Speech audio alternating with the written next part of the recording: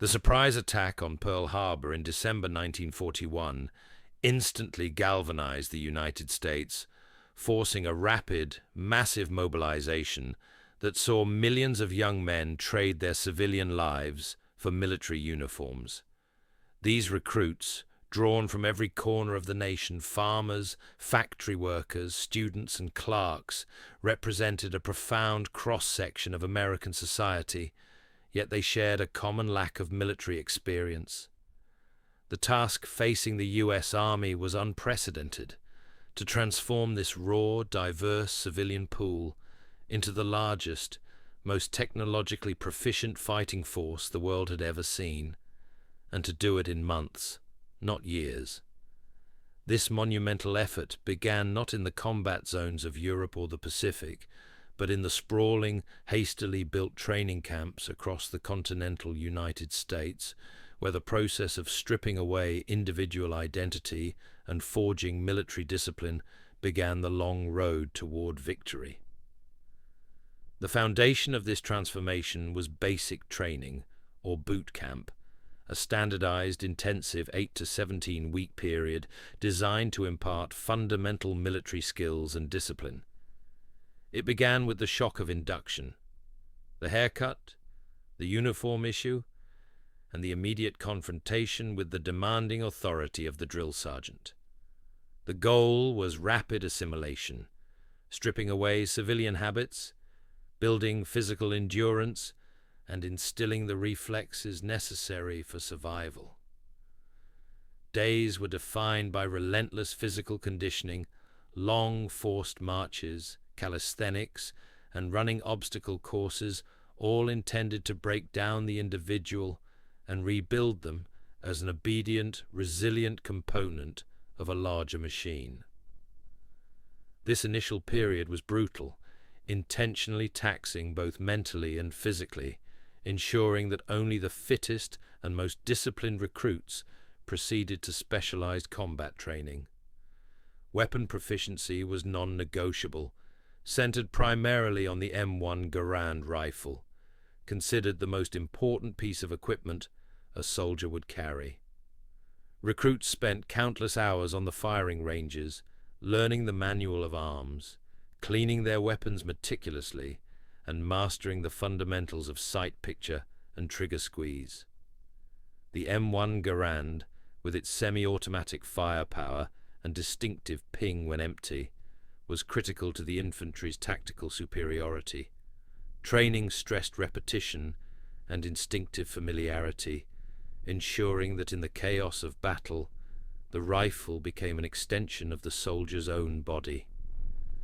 Marksmanship was emphasized not just as a skill, but as a moral imperative.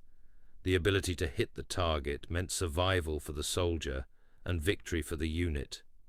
Beyond the rifle, recruits were immersed in the weapons of the infantry squad, including the Browning automatic rifle, BR, the heavy machine gun, mortars, and bazookas. This specialized instruction taught teamwork within the squad, emphasizing the integrated role of each weapon in suppressing and eliminating enemy positions. Mortar crews learned rapid calculation and deployment, while machine gunners mastered sustained fire and repositioning. Crucially, hand-to-hand combat and bayonet training were considered essential for instilling aggressive spirit. Soldiers charged obstacle courses screaming, practicing lethal close-quarters maneuvers that prepared them for the brutal, unforgiving reality of trench and urban warfare. The combination of high-tech firepower and primitive aggression was the core of U.S. infantry doctrine. Field exercises or maneuvers were designed to replicate the fatigue, confusion, and complexity of actual combat. These exercises moved beyond the controlled environment of the training camp and into vast, realistic mock battlegrounds, most famously in Louisiana and the deserts of the Southwest. Recruits lived in the field for weeks, enduring simulated attacks with live ammunition passing overhead, known as live fire exercises, navigating treacherous terrain and learning to operate under continuous sleep deprivation and stress.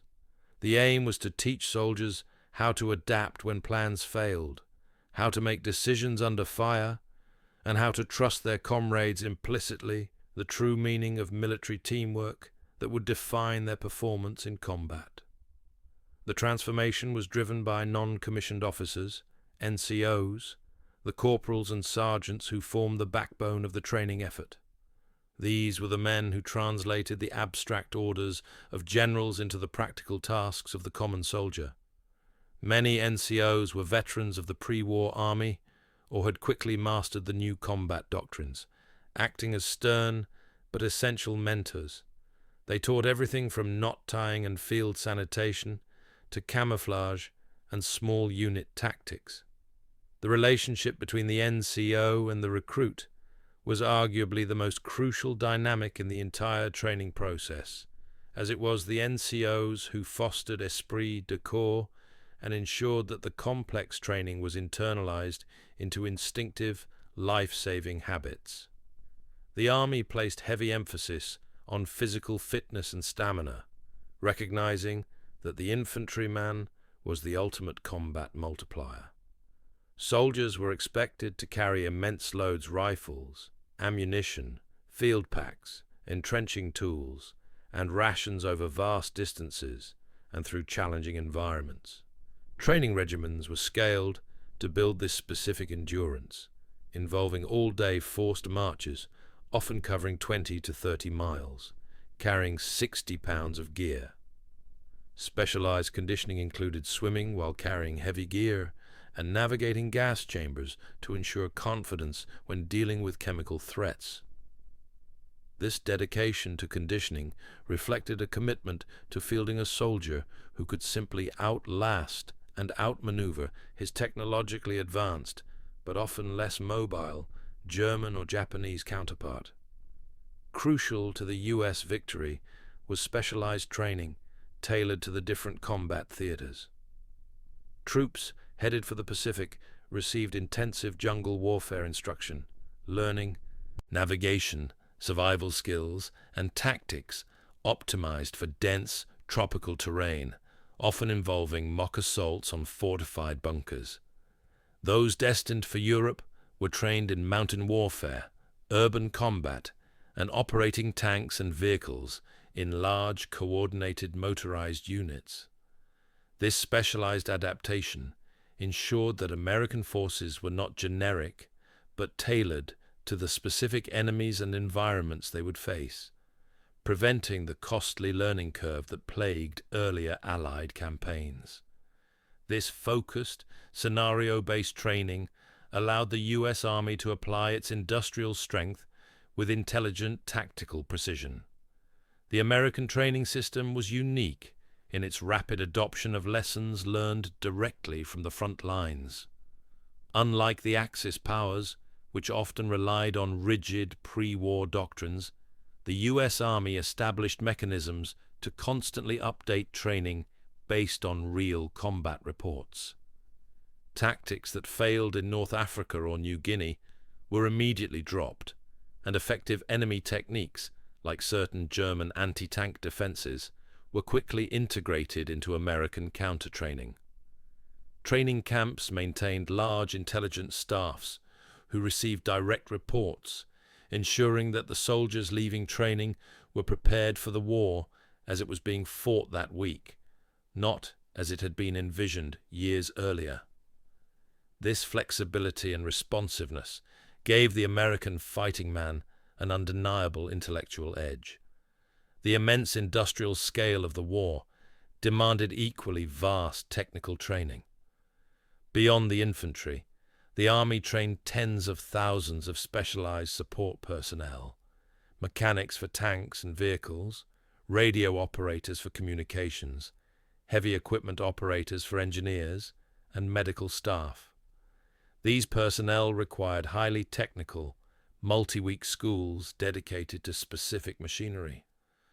The training programs were designed in collaboration with American industry, ensuring that the soldiers were not only proficient in combat, but also capable of maintaining the complex logistical tail that was the true source of Allied superiority.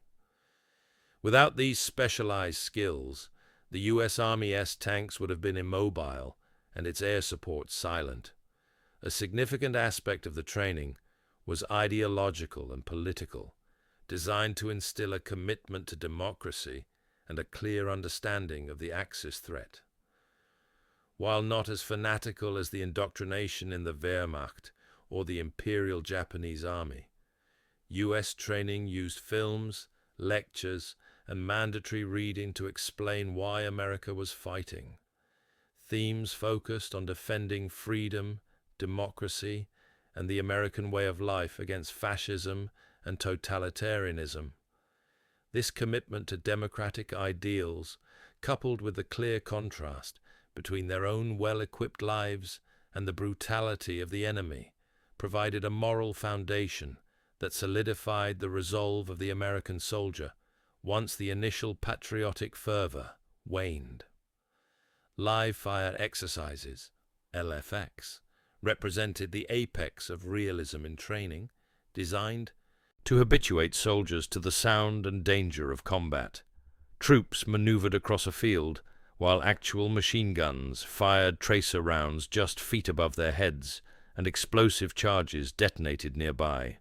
The goal was to overcome the natural human instinct to freeze under fire, replacing it with disciplined movement and communication. While dangerous, the LFX was viewed as a necessary tool to build confidence and muscle memory under duress. These exercises ensured that the shock of true combat would be minimized, enabling the American soldier to react effectively when their lives and the success of the mission depended on instant action.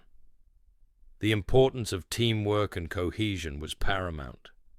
The U.S. Army trained soldiers not as interchangeable individuals, but as members of specific small unit squads and platoons that would stick together throughout the war.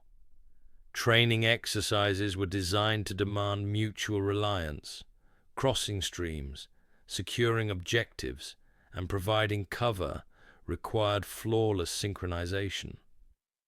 This shared experience under stress forged the crucial esprit de corps and Kameradschaft, comradeship, that became the single greatest psychological factor in their sustained performance. Soldiers fought for the man next to them, a bond forged in the heat and mud of training fields that proved stronger than any abstract political ideal. Psychological training was subtle but effective. It focused on teaching soldiers to manage fear and understand the process of combat stress. Recruits were systematically exposed to loud noises, close explosions, and simulated chaos to desensitize them. The consistent, ordered response of the NCOs to every simulated crisis taught the recruits that fear was manageable through practiced routine. The process of repetition, where drills were performed flawlessly, even when exhausted, was itself a psychological tool, programming soldiers to rely on procedure when rational thought became difficult. This focus on practical resilience helped keep combat fatigue manageable, unlike the crushing psychological collapse experienced by many enemy units later in the war. The sheer volume of heavy equipment used in training distinguished the U.S. effort from its allies and enemies. Training camps housed thousands of tanks, half-tracks, artillery pieces, and engineer vehicles, ensuring that every soldier, even infantry, understood how to integrate with mechanized units. This industrial approach meant that U.S. forces, unlike their German counterparts in 1944, never lacked armored support or transport. Training emphasized combined arms operations, where infantry learned to walk next to a Sherman tank, and artillery observers trained to rapidly call in fire to support advancing troops. This total immersion in the American industrial system was the ultimate preparation for modern mobile warfare.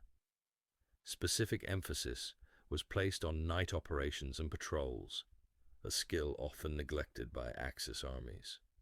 Training involved intricate night marches, silent movement drills, and using minimal light for navigation and signaling. Soldiers learned to rely on their senses, navigate by stars, and identify friend from foe in the dark. Realistic simulations of enemy patrols and sudden night engagements were crucial for building confidence. The result was that US forces often gained a tactical advantage by dominating the battlefield after sunset, using their superior communications and night vision capabilities to surprise and harass the enemy who preferred to fight in daylight. The American training system utilized terrain specialization centers, which mirrored specific combat environments. Facilities like the Desert Training Center in California, Camp Hale for mountain warfare, and extensive coastal areas for amphibious landings ensured that troops learned their craft in conditions identical to where they would fight. This targeted, resource-intensive approach reduced the learning curve drastically. Instead of generic maneuvers, soldiers practiced specific tasks like crossing a wadi in the desert or climbing a frozen cliff face that directly correlated to imminent combat objectives, making the transition from training camp to battlefield almost seamless. Leadership training focused on decentralization and initiative. Unlike the rigidly hierarchical German or Japanese armies, the US Army trained its junior officers and NCOs to be flexible and to act decisively when command failed. The mantra was to take the initiative and adapt to the fluid combat environment without waiting for orders from above. This emphasis on individual judgment and quick thinking allowed American forces to react faster to sudden changes in the battle line, preventing the kind of paralyzing command breakdown that often plagued German units when a senior officer was killed or communication was lost. The final measure of training success lay in logistical simulation. Recruits were not just taught how to fight, they were taught how to live off the American supply machine. Training included meticulous instruction on ordering replacement parts, coordinating resupply runs, managing battlefield salvage, and maintaining operational readiness. The American soldier understood that his effectiveness was tied directly to his ability to interface with the overwhelming American logistical network. This training ensured that the vast industrial power of the US was delivered directly to the front line, providing the soldier with the sustained support that was the envy of every enemy army. Ultimately, the success of the US Army's training program was its ability to seamlessly merge the democratic ideal of the citizen soldier with the practical demands of industrial warfare. It produced a fighting force that was not only physically tough and technically proficient, but also mentally flexible, logistically supported, and psychologically resilient.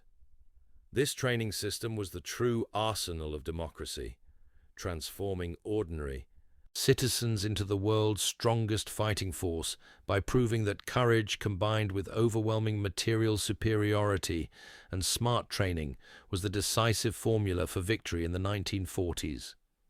The disciplined, well-equipped American soldier became the ultimate symbol of the nation's wartime industrial and human commitment. If you enjoyed this video and want to see more, hit the like button and subscribe for more daily content.